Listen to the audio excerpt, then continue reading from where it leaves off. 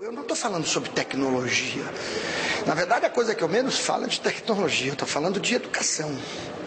Tanto é que, por exemplo, quando eu discuto educação à distância, eu estou pouco preocupado com a distância, estou preocupado com a educação. Então, no fundo, nós estamos falando o quê? Nós estamos falando em currículo, estamos falando em formação de professores, estamos falando em gestão da escola.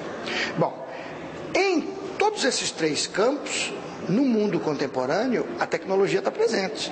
É essa tecnologia que produz um videozinho, é a internet, que possibilita 1000 coisas serem feitas, é um pequeno núcleo de produção dentro dentro da escola. Então, o que eu quero dizer é de que as políticas públicas que pensam que a educação pode ser tratada como qualquer outro produto dessa lógica industrial e comercial, são, no meu ponto de vista, as fadadas ao fracasso. Quer dizer, a educação, essencialmente, tem que se constituir enquanto um espaço de colaboração, de solidariedade, de generosidade.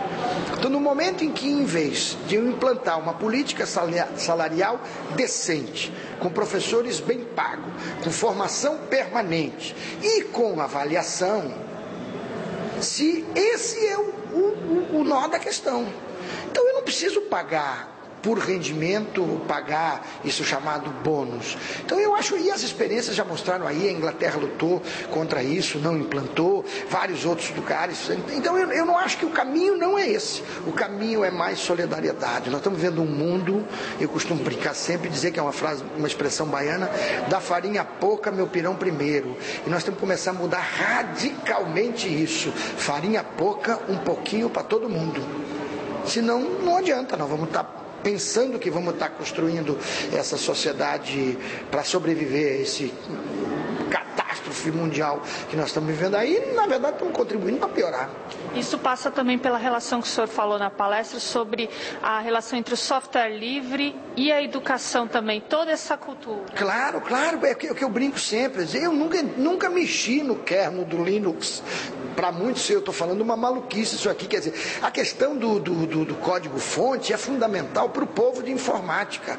Para nós, o que é fundamental ali é a possibilidade de colaboração. Quer dizer, de eu estar fortalecendo um movimento que é essencialmente colaborativo. Isso é a escola. A escola tem que ser essencialmente colaborativa. Ela não pode estimular a competição, a guerra entre... Então, o software livre tem essa vantagem. E você vê que se você observar o movimento do software livre, ele tem ao lado dele, que no fundo é a mesma coisa, um conjunto de outras coisas, que é o Creative Commons, as questões das liberdades das licenças, a questão da produção audiovisual aberta, a questão dos licenciamentos abertos, a questão das revistas científicas, que tem que estar liberada. Quer dizer, nós ganhamos nas universidades públicas para produzir conhecimento e depois os nossos artigos ficam proprietários de uma empresa que edita revista científica. Então isso está mudando, no mundo está mudando. A questão dos documentos abertos, dos formatos abertos, de tal forma que eu tenho a garantia de que amanhã, se uma empresa dessa falir ou virar poderosa demais e desejar controlar o mercado, eu pego qualquer outro menino e trabalho com isso, porque ele é aberto. Agora, quando ele é proprietário, eu não faço mais isso. Então, são movimentos nessa perspectiva de colaboração, de generosidade, de compreender o mundo como um espaço de construção mais coletiva, e não um mundo de espaço de estímulo ao individualismo. Ou seja, trazer essa cultura para a escola e não o professor pensar, quando pensa em software livre, pensar na tecnologia, pensar no código, mas é a questão cultural, é essa... Claro. Isso que o senhor está falando. Mas é evidente, porque você veja só, para quem nunca viu o sistema operacional nenhum, começar com um com o outro é mais ou menos o mesmo tipo de dificuldade. Quer dizer, nós fomos, na verdade, como a vida inteira, nós só tivemos um tipo de sistema operacional, nós fomos adestrados a usar aquele sistema operacional. Eu costumo brincar sempre, nós somos tão adestrados que para desligar a gente clica em iniciar. E todo mundo acha isso normal.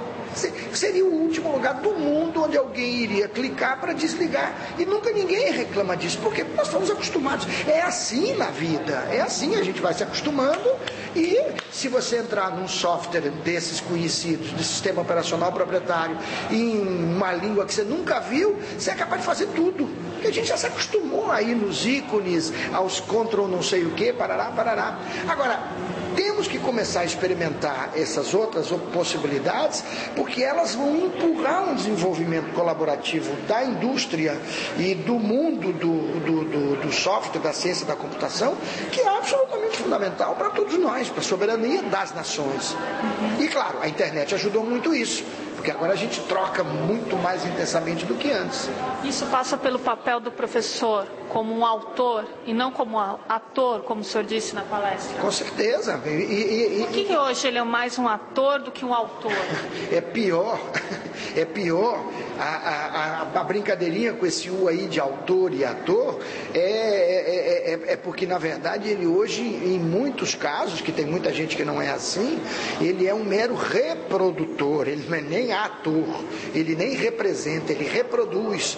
Por quê? Exatamente porque nós temos políticas centralizadas que pensam tudo desde o começo até o fim e deixam ao professor a tarefa de meramente reproduzir aquilo. Quando não é reproduzir o que está no livro didático, quando não é reproduzir o que é colocado pela mídia. Né? Então o professor, ele tem, os mais velhos sabem disso, a gente tinha